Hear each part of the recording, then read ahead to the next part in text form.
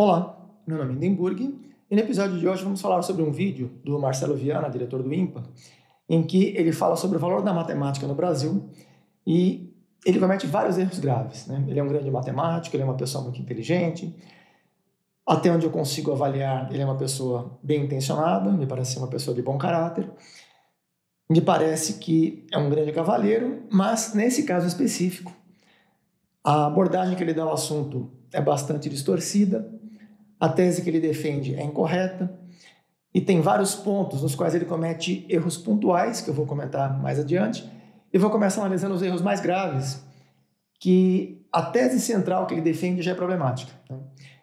Eu vou começar o vídeo de um trecho em que tem um rapaz que se manifesta depois da palestra dele, e depois eu vou voltar para outros pontos, mas esse é um ponto importante, por isso eu vou começar a partir daqui.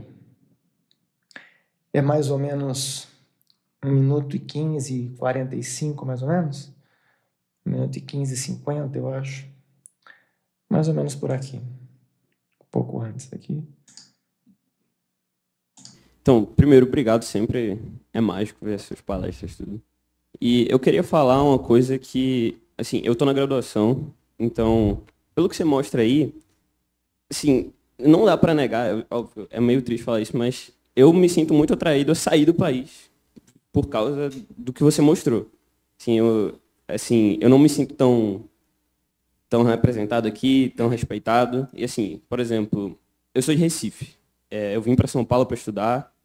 E a grande massa do Brasil, né, como você falou, eu imagino que a pesquisa do Itaú tenha considerado isso. A grande massa do Brasil são pessoas que não têm tantas condições assim para estudar, para chegar no nível alto. E eu vim de uma família assim, meus pais não têm nem ensino médio e tudo. Então eu estar aqui, assim, para mim é muito legal, sabe? E então eu acho que a gente tem que mirar nessa galera porque é literalmente a massa do Brasil.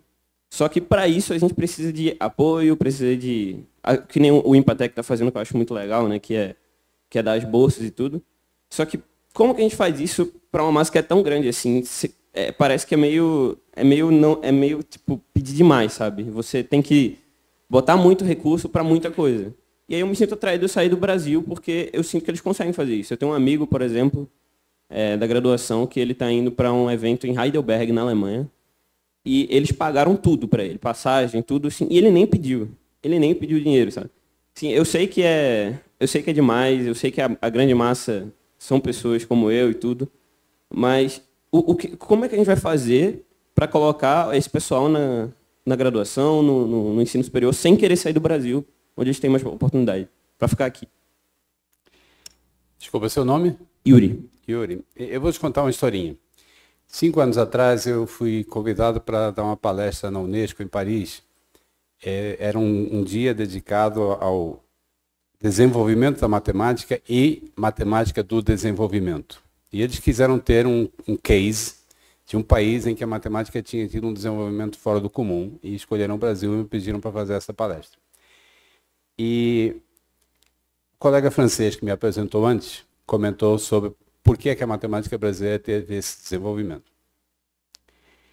E ele não teve a menor dúvida que isso se deveu ao fato de que pessoas que ele chamou gigantes, como o professor Jacopales, quando terminaram no caso, doutorado nos Estados Unidos, estamos falando dos anos 70, tá? No finzinho dos anos 60, imagina o que era o Brasil no final dos anos 60. Isso que a gente está falando aqui, toda essa tragédia que a gente está apresentando, imagina como é que era na época. E o sujeito, Jacó, que poderia, doutorado pela Universidade da Califórnia em Berkeley, com o medalhista Fields, etc., poderia ter feito qualquer coisa nos Estados Unidos, tá? Ele simplesmente decidiu voltar. A questão dele não foi nem, fico aqui, eu vou embora. Não, ele já estava fora, era só engrenar, tá? Já tinha uma carreira. E ele decidiu voltar. E por ele ter voltado, e outros, o professor Manfredo do Carmo, também da Universidade de Berkeley, eles mudaram a matemática do Brasil e ajudaram a mudar um pouco do país.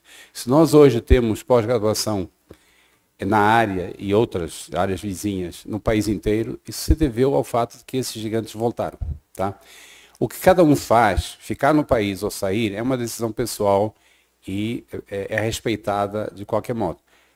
O meu instinto é que aqui é o lugar para a gente fazer a diferença, tá?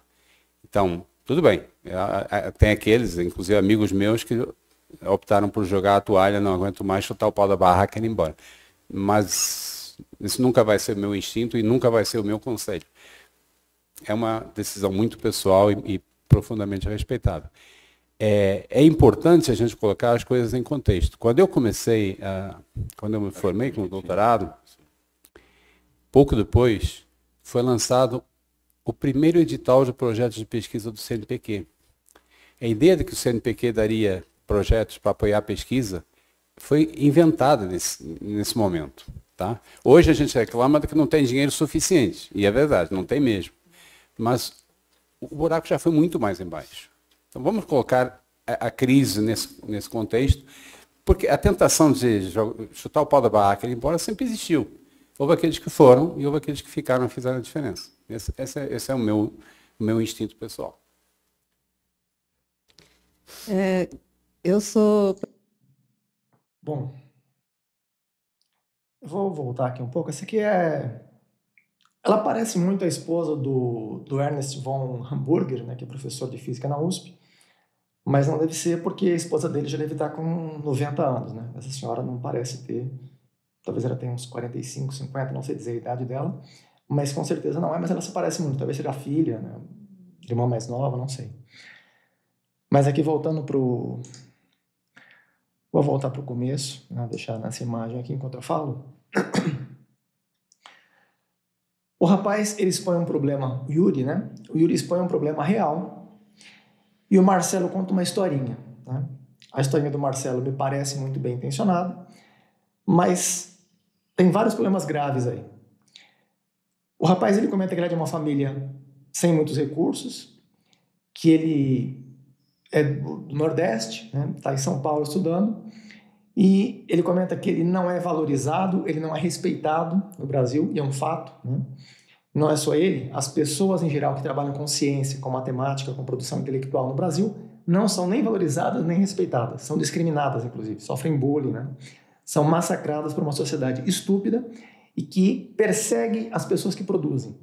Ao mesmo tempo, elas idolatram as pessoas que não produzem, que são jogadores de futebol, são compositores, músicos, virtuosos, né?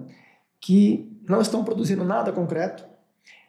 Vou falar um pouco sobre produção. Teve um vídeo recente que eu falei numa entrevista com o Renato Moedo, que gerou um pouco de polêmica a questão sobre a música. Eu falei que a música não gera riqueza. Aí teve pessoas que nem sabem o que significa riqueza, que estavam comentando, né? Que a música gera muita riqueza, porque a pessoa ganha dinheiro. Não, a riqueza não é você ganhar dinheiro. Ganhar dinheiro você imprime dinheiro, né? Gerar riqueza é você produzir alguma coisa útil ou benéfica para a humanidade. A música não faz isso. A música, na melhor das hipóteses, ela pode elevar o estado de espírito de uma pessoa que está meio abatida, meio depressiva, e vai que essa pessoa melhore o humor, né? E com o humor melhor, ela pode produzir mais. Então, de forma indireta, a música pode, em algumas situações, aumentar a produtividade de algumas pessoas. Mas isso não é uma característica da música, é uma característica de qualquer atividade que a pessoa considere agradável. Pode ser passear com um cachorro, né? Pode ser comer alguma coisa que ela gosta, também vai elevar, comer açúcar, né? Por exemplo, ou tomar sol, né? Caminhar pela rua, vai elevar o humor também. Então não é a música que produz esse efeito. A música é uma das numerosas atividades que produz esse tipo de efeito.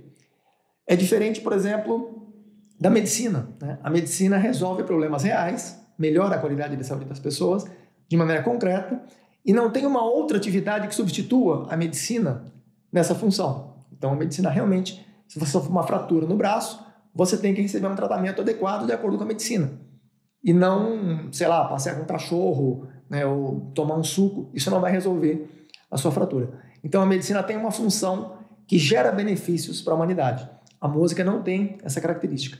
Nem o futebol, nem essas atividades que são as que geram ídolos, né? As pessoas idolatram quem não produz e não valorizam quem produz de fato. Porque quem mais produz no país são principalmente, tem o Guia dos Apodíticos, acho que é o volume 2 que eu comento, quais são as profissões mais importantes, né? E eu cito agricultor, não me lembro exatamente a ordem, quais são, mas cozinheiro, policial, faxineiro, médico, né? não me recordo todos, mas esses são alguns dos que realmente produzem benefício para a humanidade. O médico trata da saúde das pessoas. O agricultor, ele cultiva, né? Ele produz alimentos, ele transforma sementes em alimentos mais substanciais.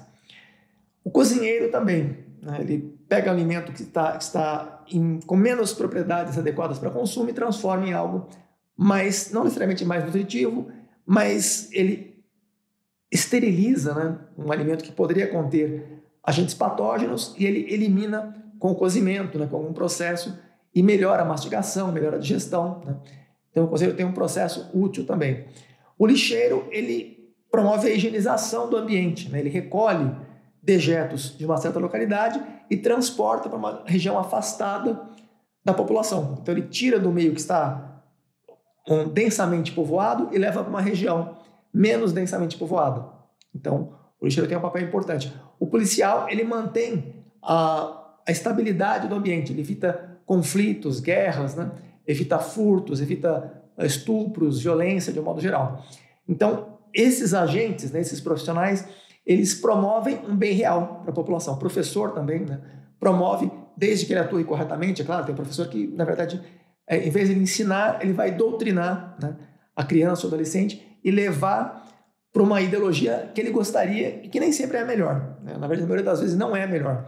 E mesmo que fosse a melhor, a pessoa deveria ter liberdade para escolher, né, o que ela quer e não ser doutrinada na escola. Não é a função da escola, não deveria ser função da escola a doutrinação. Eu estou falando nem de direita ou esquerda, estou falando de doutrinação de um modo generalizado, né? A esquerda acaba fazendo mais frequentemente isso, mas se fosse de direita também seria ruim. Eu não estou defendendo nem esquerda nem direita. E nos dois casos, a doutrinação é ruim. Não é o papel da escola doutrinar politicamente, né? Então, se o professor atua corretamente, transmitindo conhecimento, estimulando a capacidade de raciocínio, esse papel é louvável. Mas, infelizmente, são pouquíssimos os professores que cumprem esse papel. Então, aqueles professores que cumprem esse papel também devem ser valorizados. Então, essas são algumas profissões importantes. Agora, o jogador de futebol não produz nada, né? Ele ganha dinheiro para não produzir nada. Ele gera publicidade e, a partir dessa publicidade, ele ganha dinheiro. Só que a publicidade também não produz nada. Então, são várias atividades em várias etapas, né? Claro, ele vai gerar diversão, entretenimento para as pessoas que assistem. Isso pode ter o efeito de elevar o humor, assim como a música. Então, por um efeito indireto, ele pode contribuir, mas qualquer outra atividade gratuita, né, como passear com um cachorro, também produz esse efeito. Então, não há necessidade de remunerar uma pessoa para produzir, né, esse efeito.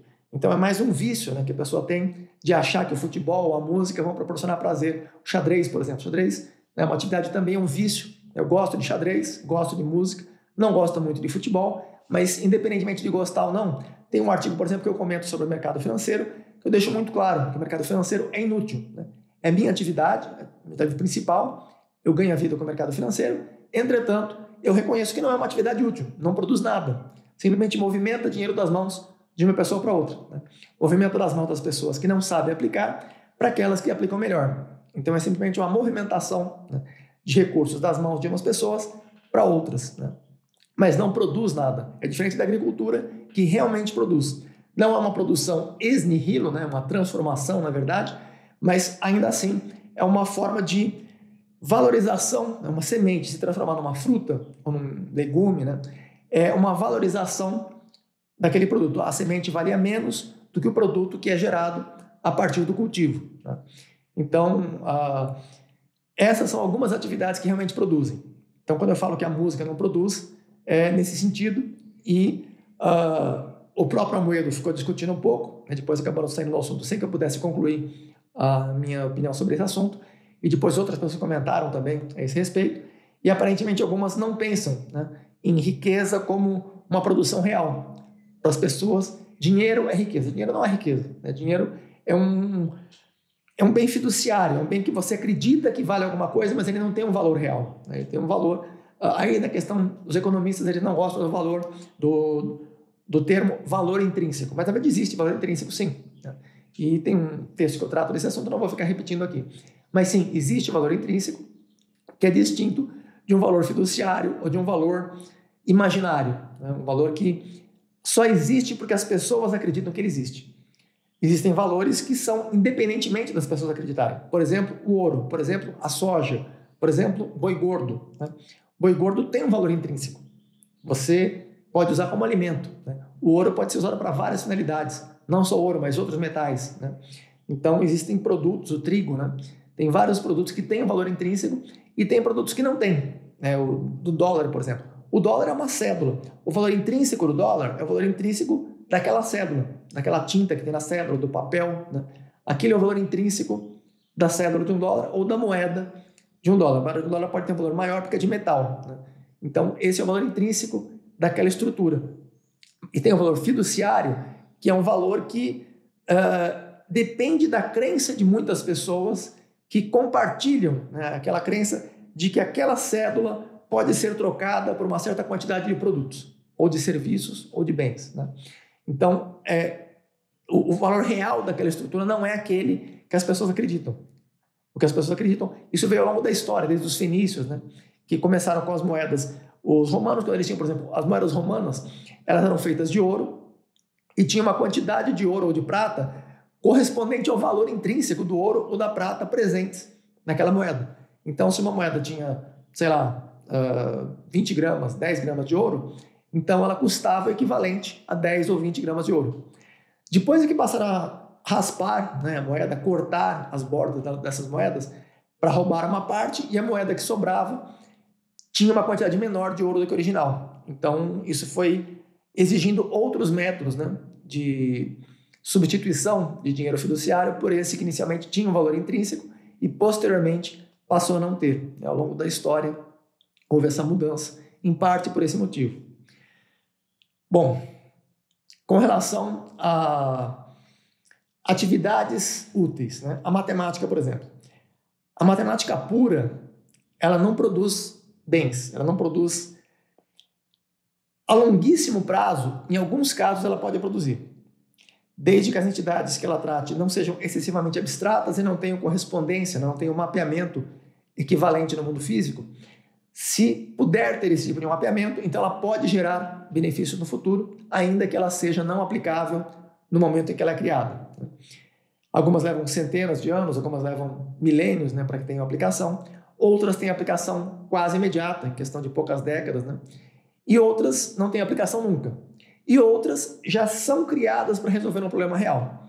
Então, a matemática aplicada, que é aplicada diretamente, na medida em que existe um problema e ela é planejada, ela é idealizada justamente para solucionar um certo problema. Essa é a matemática aplicada. E a matemática pura, geralmente, em alguns casos, no futuro, ela pode ser aplicada. No momento em que ela é criada, não, mas futuramente, em alguns casos, sim. Com relação ao valor da matemática, ele vai falar mais para frente, então não vou tocar nesse ponto agora. Vou focar na questão do rapaz, né, do Yuri, que fez essa declaração, que a família dele tem dificuldades financeiras, né?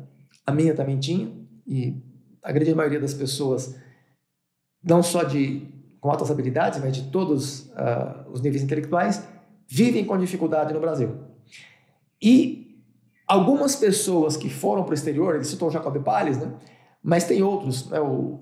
Não sei se o Manfredo Perdigão e o Peixoto, né, se eles também foram para o exterior, mas eram bons matemáticos que também teriam condições, caso eles quisessem, de sair do Brasil e permanecer fora do Brasil. Entretanto, ficaram no Brasil, o Leopoldo Nachbi, né? O Elon Lages. Lages foi para o exterior e depois retornou também. Os outros eu não tenho certeza se foram ou não. Jacob Palles, ele comentou que também foi.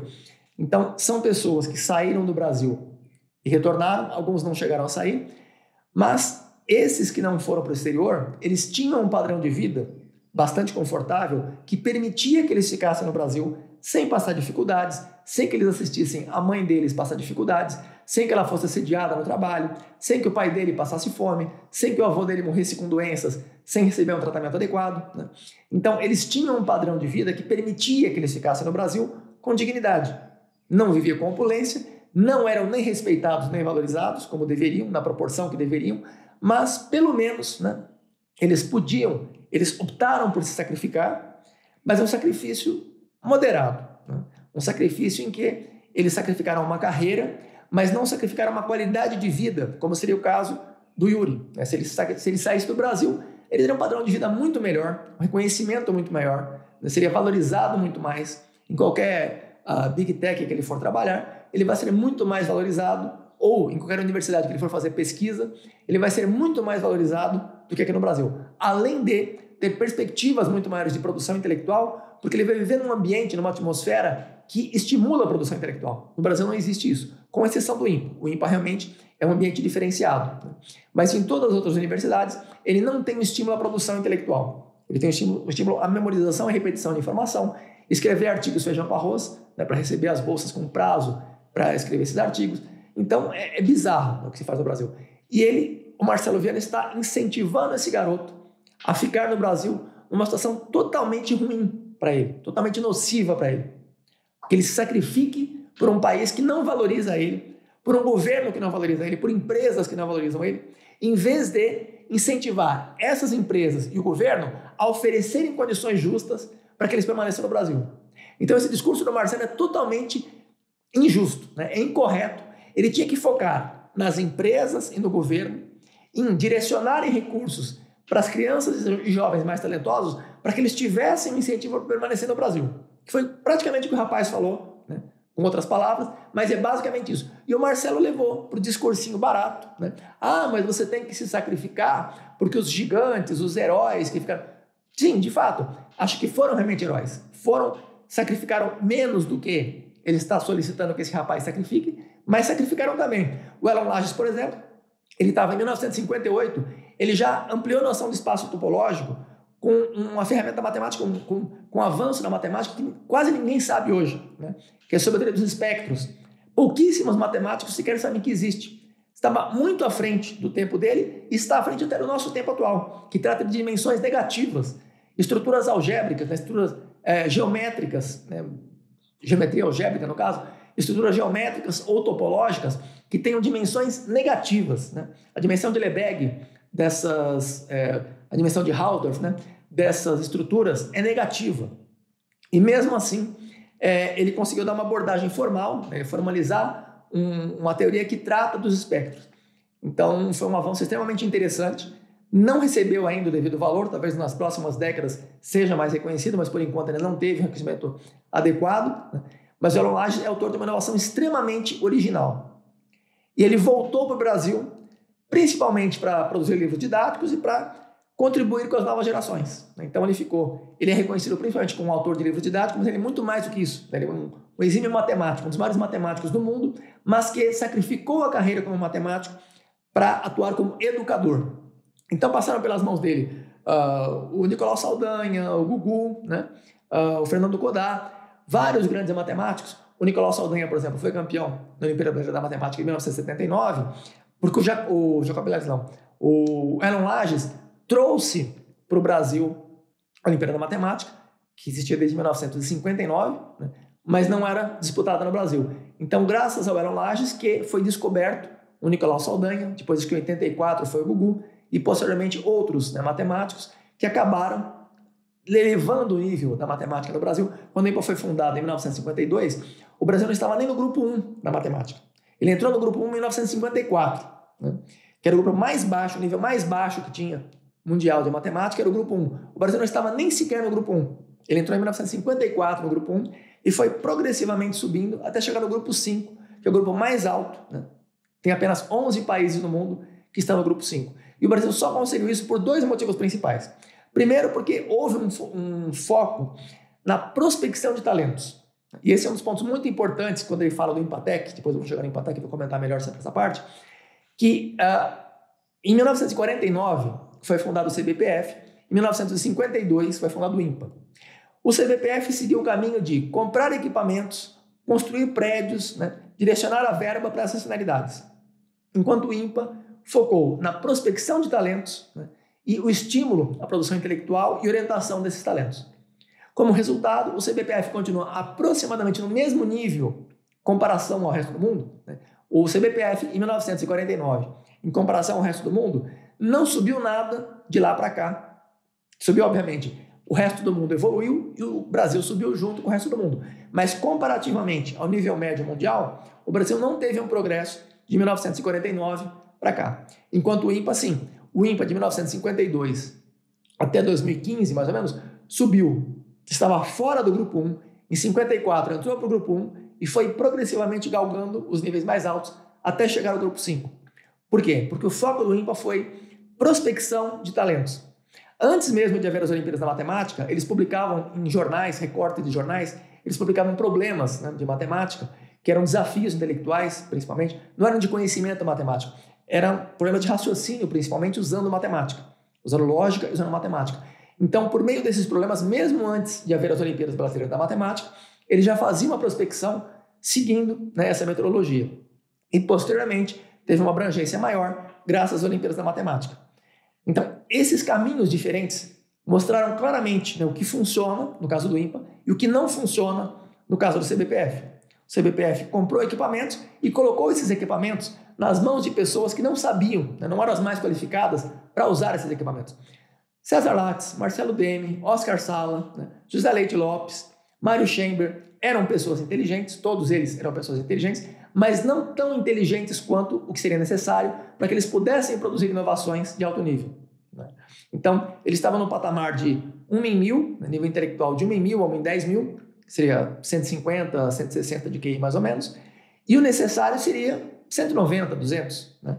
Os maiores intelectos do Brasil estavam perdidos pelo país e eles colocaram nas mãos de pessoas que eram capacitadas, mas se fosse comparar com o futebol, eles seriam equivalentes à reserva dos times que estão em 200º no ranking da CBF. 200º, número 200 do ranking. Né? Os reservas dos times que estão 200, 250, né, do ranking da CBF, os jogadores desse nível seriam equivalentes ao nível dos cientistas que foram os fundadores do CBPF, né, que foram posteriormente, estiveram ligados também ao CNPq e outras instituições, né, e eram inteligentes. Você pega um jogador reserva de um 200 melhores times do Brasil, são pessoas que jogam bem, você não pode dizer que jogam mal, são bons jogadores, mas não chegam nem perto dos jogadores da seleção, né, dos 11 primeiros, dos 22 primeiros do país.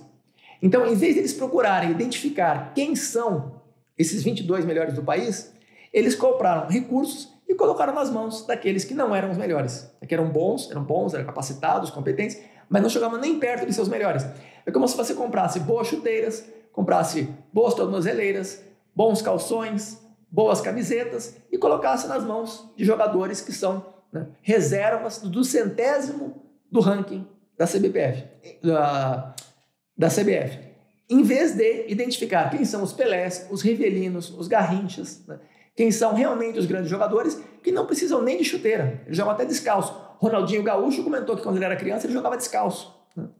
Então, os melhores jogadores, eles precisam ser identificados, treinados, orientados e colocados para atuar. Quando o Brasil começou no futebol, né, começou a identificar os maiores talentos e colocar esses talentos para representar o país, ganhou Copas do Mundo, 5 Copas do Mundo, né? E nenhum prêmio Nobel. Por que não ganhou um prêmio Nobel? Em grande parte, justamente por isso, porque não prospectaram os maiores talentos. Em vez disso, focaram em comprar equipamentos, que seria comprar boas chuteiras, boas bolas, boas tornozeleiras, em vez de identificar quem são os grandes jogadores. No futebol, eles fizeram isso, identificaram os melhores, tinham olheiros procurando, né, talentos, encontravam os talentos e colocavam esses talentos para jogar, né? Enquanto na ciência nunca fizeram isso, nunca, até hoje nunca fizeram. Eles fazem um trabalho mais ou menos meio porco, né, com Olimpíadas da Física, Olimpíadas da Matemática. Quando eu digo meio porco, é por quê?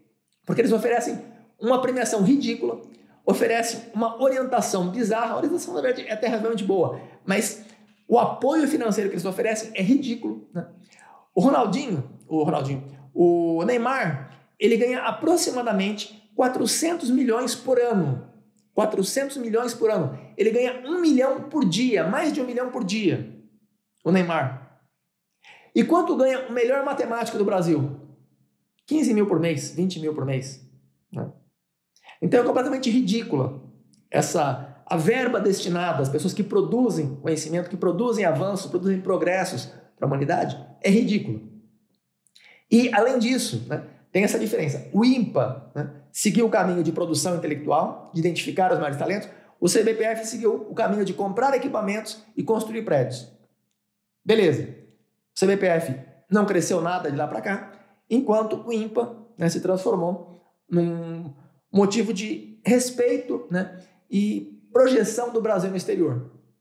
Só que o INPA, a maior parte dos matemáticos do INPA não trabalha com produção de matemática aplicada. Quase todos, ou a maioria pelo menos, trabalha com matemática pura, que não tem aplicação nenhuma, né, no mundo real atual. Então eles não produzem benefícios para o país. E mesmo que produzissem matemática de ponta, com inovações de matemática aplicada, geralmente a matemática produzida na vanguarda, ela é utilizada nos Estados Unidos, na Europa, no Japão, na China e não no Brasil, porque o Brasil não tem recursos tecnológicos para tirar proveito das inovações em matemática.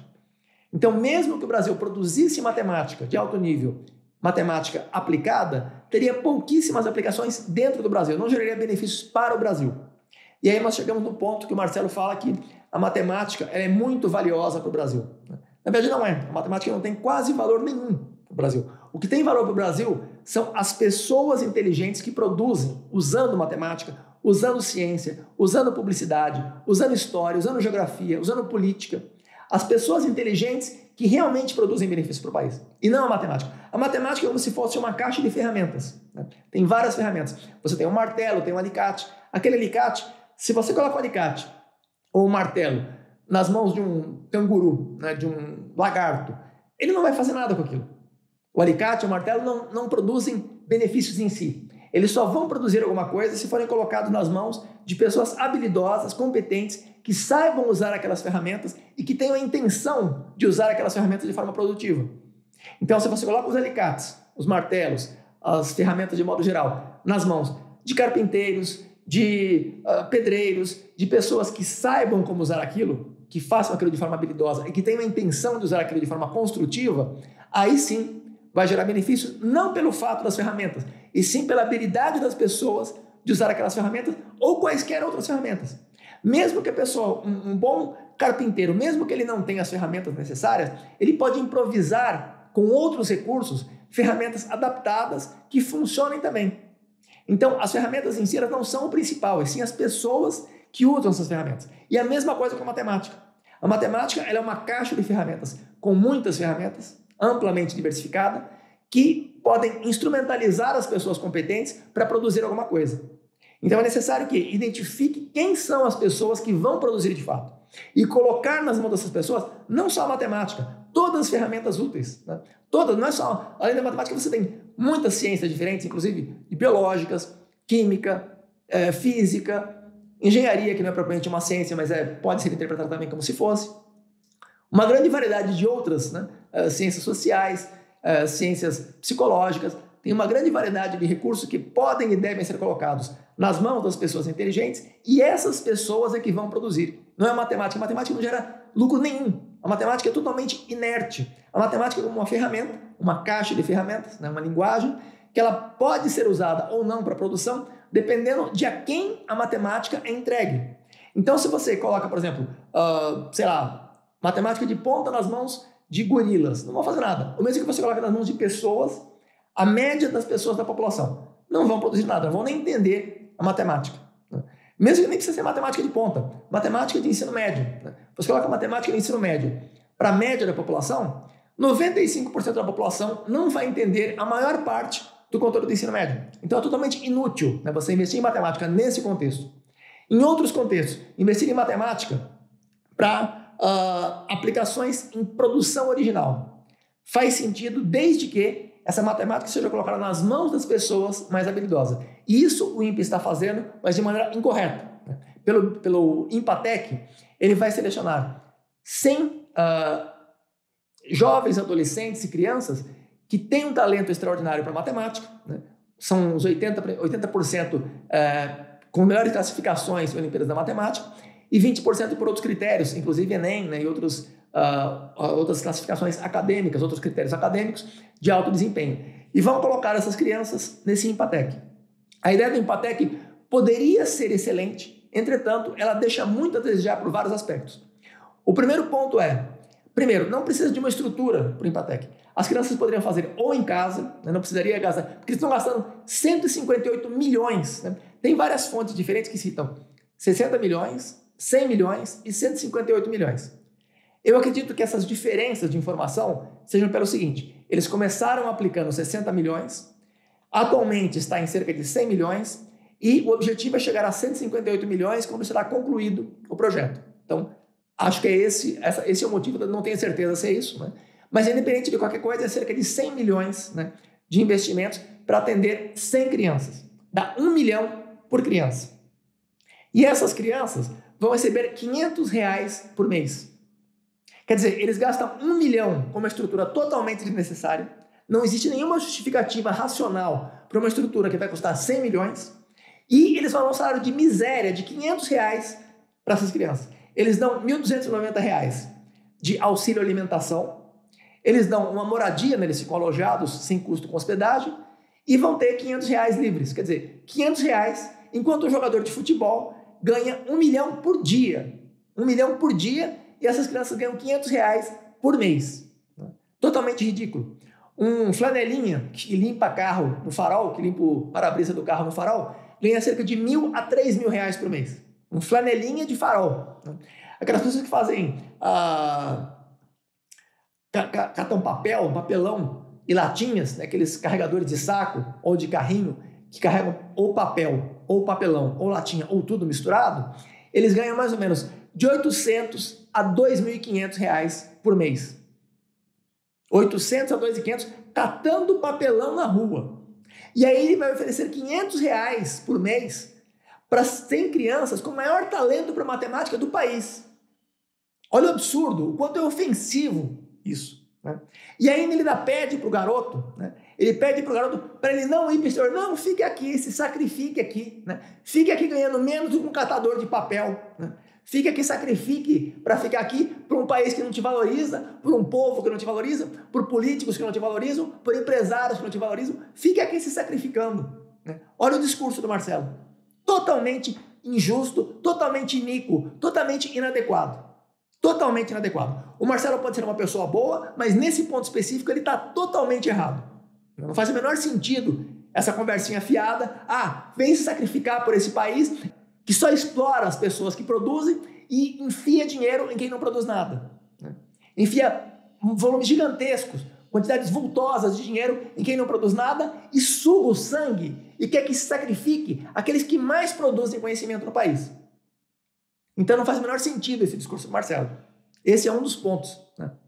Outro ponto é, o caminho do Empatec é justamente o caminho que falhou no CPPF. Não deu certo no CPPF, porque era óbvio que não ia dar certo, porque eles estavam colocando recursos de alto nível, não eram de alto nível, mas eram de nível moderado, nas mãos de pessoas subqualificadas para o nível de produção em escala mundial. Quando eu digo subqualificadas, não estou querendo ofender nem o Cesar Lattes, nem o Mário Chamberlain, nenhuma dessas pessoas que foram bons físicos, foram bons pesquisadores, mas produziram quase nada de ciência. O Cesar Lattes é um grande mito, uma grande fantasia. Tem um vídeo de 5 horas que eu comento claramente sobre essa história, que é uma grande palhaçada em torno do Lattes, né? Não produziu praticamente nada a vida inteira, e inventaram a história de que ele deveria ter ganho 2 prêmios Nobel, né? Um deles em 1947, por ter telefonado para a Kodak e pediu para que a Kodak adicionasse um pouco de boro nas placas de emulsão nuclear que foram desenvolvidas pela Marietta Blau e foram aprimoradas pelo Powell durante mais de 10 anos. Né? O Powell estava há mais de 10 anos trabalhando nisso com vários físicos do mundo. Né? Estava há mais de 10 anos. O Lattes só deu um telefonema, pediu para adicionar um pouco de boro e eles queriam que, por isso, o Lattes ganhasse um prêmio Nobel. Foi totalmente irrelevante a contribuição do Lattes. Não só nesse caso, mas também no Gardner. Né? Quando o Lattes foi para Berkeley, o Gardner estava muito doente por causa da berilhose. Quando ele foi trabalhar no projeto Manhattan, ele acabou sendo contaminado por berílio e a saúde dele estava em franco declínio. Inclusive, ele morreu em 1948. Né? E o Gardner não tinha experiência em que você tem que colocar as placas de emulsão numa certa posição para que os pions incidentes eles cheguem na gelatina. Ele estava colocando ao contrário e elas estavam chegando na vedação das placas. Né? Então, ele não chegava até a gelatina, não deixava os rastros. Isso estava dificultando a detecção. É como se você coloca um CD no tocador de CD, na unidade de CD, você coloca ao contrário. Em vez de você colocar com a superfície de leitura voltada para o canhão de laser, você coloca ao contrário e ele não vai fazer leitura. Né? E aí o Lattes chegou lá. Como ele tinha estudado com o Powell, né? O Gleb Vatagen, que pediu para o Powell para que aceitasse o Lattes como aprendiz, o Powell muito gentilmente aceitou. Né? O Lattes foi lá, inclusive o Lattes tentou passar a perna no Powell e ainda por cima acusou o Powell de ter tentado passar a perna nele. O Lattes tem várias entrevistas que ele fala que o Powell tentou tungar, ele usa o termo tungar, o Powell tentou me tungar. Né? O que é uma mentira deslavada. Na verdade, o Lattes é que tentou tungar o Powell quando ele detectou, quando ele recebeu as placas, né? Não foi ele que detectou nada. Quem detectou foi a Marietta Kurz, né? Que era uma das mulheres da equipe do Powell que olhava no microscópio nas placas de emoção nuclear e que detectava as assinaturas, as partículas. E tinha que ter um meson mu decaindo no um meson pi decaindo no meson mu, né? Então, quem fez a detecção foi a Marietta Kurz. Não confundir com a Marietta Blau, né? Que foi uma das coautoras, co-inventoras, uma das pioneiras, né, do uso de placas de emoção nuclear. E essa Marietta Kurz era uma das que fazia parte operacional de detecção dos pions, né, de outras partículas, de outras assinaturas, de outras partículas nas placas de emulsão. Então, o Lattes não fez detecção, ele recebeu depois a notificação dos resultados. Antes do Powell não estava presente na ocasião, o Lattes ele escreveu o artigo sem pedir permissão para o Powell, por conta própria. Ele colocou o próprio nome dele no começo, sendo que ele não era o capitão da equipe, o chefe da equipe era o Powell, né? Ele passou por cima da autoridade do Powell, colocou o próprio nome dele como em primeiro lugar, se colocou como se fosse doutor, ele não era, ele era bacharel, né? Ele se colocou como doutor e mandou para a Nature, que acabou publicando, e cometeu vários erros de estatística, erros de lógica, erros epistemológicos. O Lattes não tinha conhecimento para escrever aquele artigo, né? Acabaram publicando porque era uma coisa relevante à descoberta do meson pi em si. Como a Biba Chowdhury e a Demendra Bosch não haviam constatado que a partícula que elas detectaram de 1939 até 1944 havia sido o meson pi, que elas já tinham detectado muito antes do Lattes, né? Elas já haviam detectado o meson pi, porém, naquela época ainda não se sabia que as partículas detectadas pelo Anderson em 1936, se não me engano, 1932, as partículas detectadas pelo Anderson, 1936, eu acho, as partículas detectadas pelo Anderson, elas não interagiam fortemente, que eram os muons, né? Em que eles achavam que havia sido detectado os pions, mas na verdade não era. Tem um vídeo que eu falo sobre isso, eu não vou desviar muito para esse assunto, mas o ponto é, o Lattes, ele não deu nenhuma contribuição importante para a ciência na vida inteira dele. As contribuições que o Lattes deu foram exclusivamente para a política, né, de trazer recursos do governo para investimento em ciência, e grande parte foi inclusive desviado. O próprio Lattes desperdiçou, né, com turismo em Chacaltaya. Ele não comparecia às reuniões, né, tinha as reuniões em São Paulo, no Rio de Janeiro, né? Ele não vinha nessas reuniões, mandava outras pessoas para virem no lugar dele. Inclusive tem um jornal de 1955 que faz uma denúncia sobre isso, né? O Lattes não compareceu, não deu satisfação nenhuma, não publicava artigos sobre os resultados, ele ficava lá fazendo turismo, né? E não só o Lattes, as pessoas envolvidas, a equipe toda envolvida, né? Então, o José Leite Lopes fez algumas contribuições com relação ao bóson Z0, o Mário Chamberlain fez algumas contribuições com a evolução estelar, né? Mas já haviam sido antecipadas 10 anos, 15 anos pelo Chandrasekhar, né? Então, o que o Mário Chamberlain fez, na verdade, já existia, não foi nenhuma inovação. O que o José Leite Lopes também, ele tentou exagerar também a parte dele, né?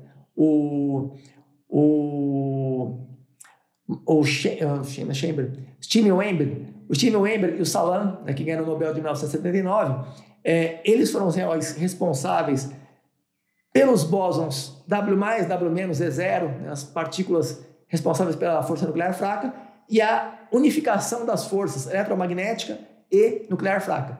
Então, o José Leite Lopes, ele reivindica, né, a previsão do bóson Z0.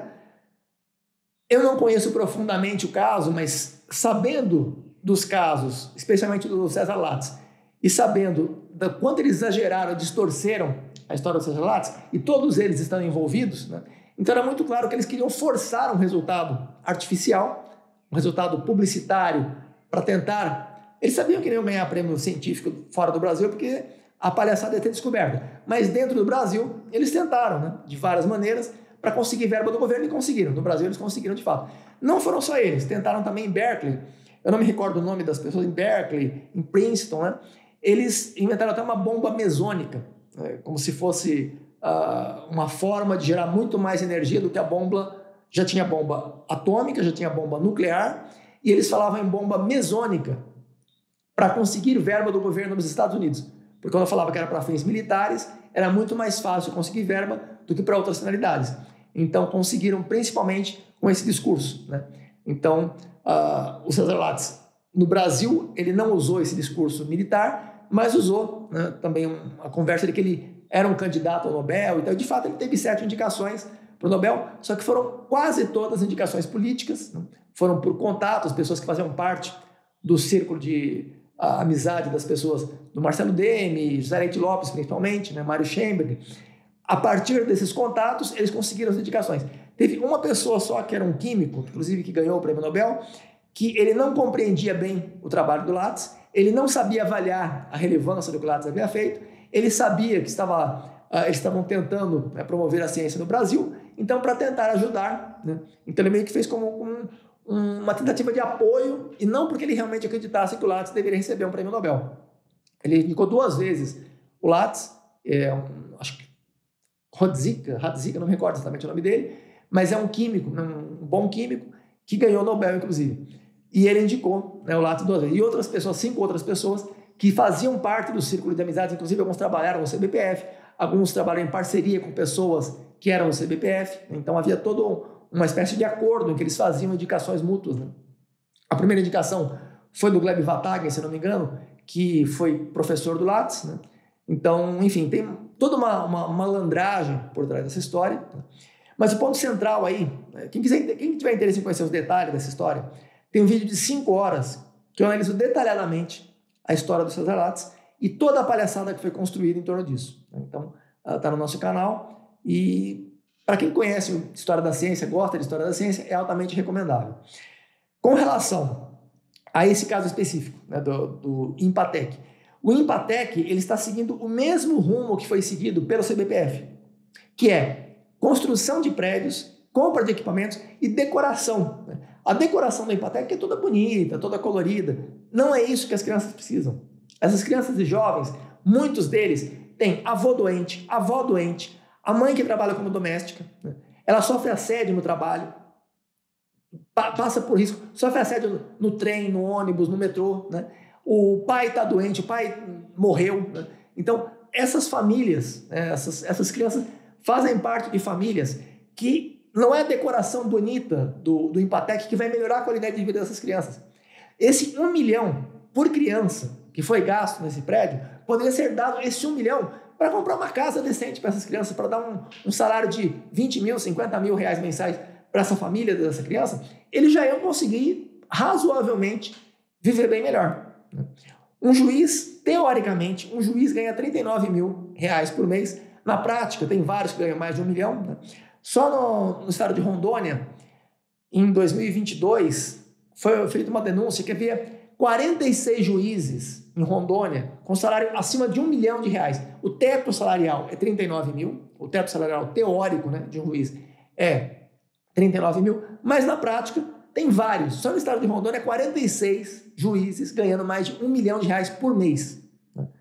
E entre os juízes ele produz mais que um jogador de futebol, mas ainda assim não é compatível, não está bem justificado que um juiz ganhe muito mais do que uma das 100 crianças mais talentosas para matemática do país. Na verdade, essas 100 primeiras não são necessariamente as 100 mais talentosas, mas são pelo menos entre as 1.000, essas 100 provavelmente tem 90% de probabilidade de que cada uma delas esteja pelo menos entre as 1.000 ou entre as 500 mais talentosas do país. Então são crianças altamente capacitadas, jovens altamente capacitados, que têm uma capacidade de produção gigantesca, né, e vão receber R$500 por mês. E aí o Marcelo Veneda quer que essas crianças fiquem no Brasil. Essa é uma parte absurda. Outra parte absurda, construir um prédio que vai gastar 158 milhões, né, que não seja exatamente isso, mas que seja 100 milhões, né, de acordo com algumas fontes, 100 milhões. Um prédio que tem o custo só da construção, sem contar a manutenção, né, o abastecimento com água, com energia, etc. Então, essa estrutura toda é desnecessária.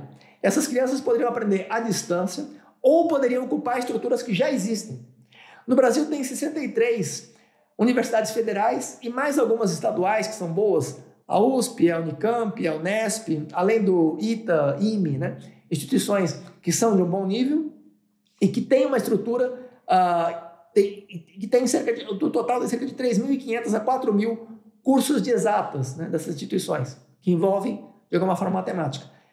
Desses cursos, 54% não terminam o curso. 54% dos alunos que ingressam nesses cursos de exatas não terminam o curso. Quer dizer, você perde 55% dessas vagas, de 3.500 a 4.000, vamos colocar 4.000, né? de 4.000 vagas, você inutiliza 2.200, aproximadamente. 2.200 vagas são inutilizadas. Só precisaria de 100 vagas para essas crianças em estruturas que já existem, os prédios já existem. Não há necessidade de construir um novo prédio, sendo que tem uma quantidade gigantesca de prédios que estão disponibilizando vagas para pessoas que não terminam de se formar nesses cursos. Sem contar que aquelas que se formam nos cursos, a maior parte também é subqualificada. A maior parte termina os cursos decorando e repetindo sem entender o que estão fazendo. Menos de 1% compreende o que eles fazem. 99% ou mais apenas memorizam e repetem a informação. Então, de todas essas vagas, essas 4.000 vagas, você tem umas 40 que são aproveitadas e 3.960, estou chutando aproximadamente, não é exatamente esses números, é arredondado, né? Mas cerca de 3.960 que são inutilizadas, mas formam repetidores de informação.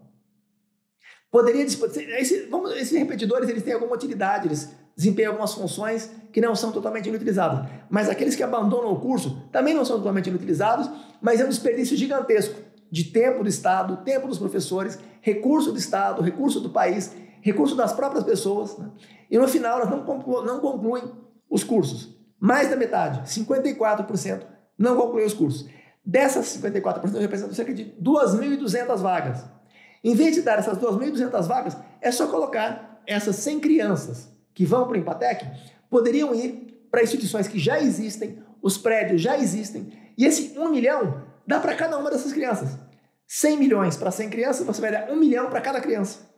Para a família delas, para que elas possam ter estabilidade, tranquilidade, possam trabalhar e produzir. É muito menos do que um jogador de futebol, muitíssimo menos, mas já seria suficiente para que elas pudessem pelo menos viver com dignidade, sem se preocupar com o que está acontecendo com o avô, com a mãe, com a avó, com pessoas da família, que estão desviando o foco da criança.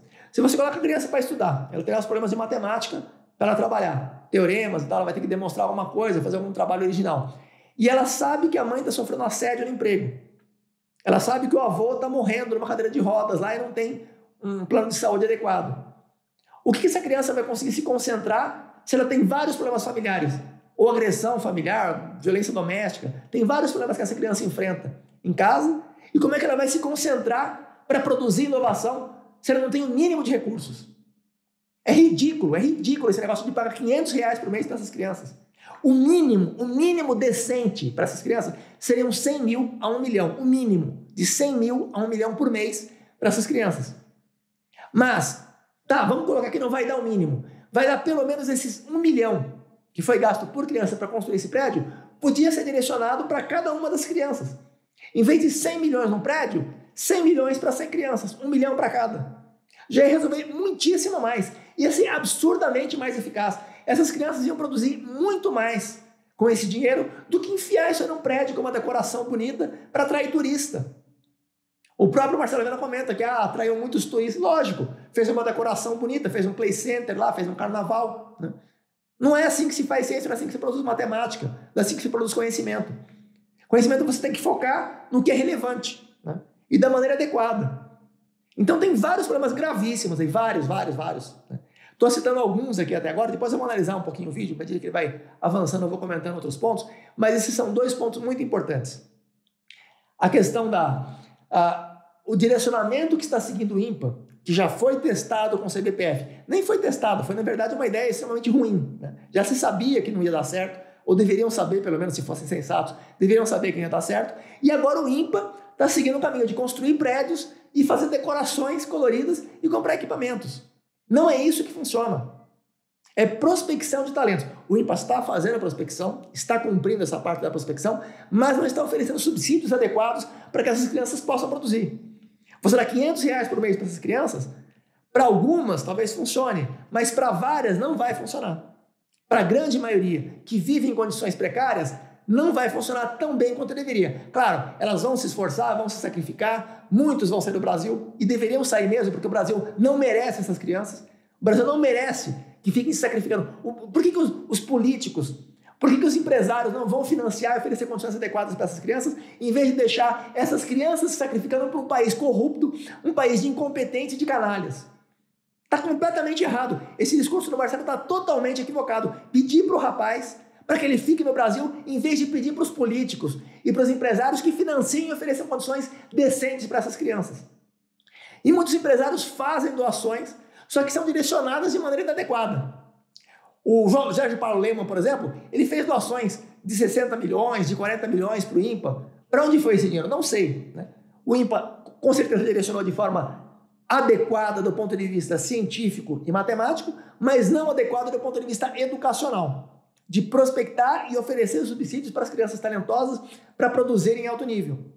Então não foi aplicado da melhor forma, não acho que foi desviado, não tem nenhuma dúvida em relação à idoneidade. As pessoas do INPA, todas que eu conheço pelo menos, são bastante idôneas, não acho que fariam desvio de recursos, mas fizeram uma aplicação subótima, que poderia ser muito mais eficaz do que da maneira como foi feita. Então, esses são alguns dos pontos. Eu vou passar o vídeo para comentar outros pontos, né? Vou passar desde o começo, da parte que o Marcelo começa a falar, que acho que é 33, mais ou menos.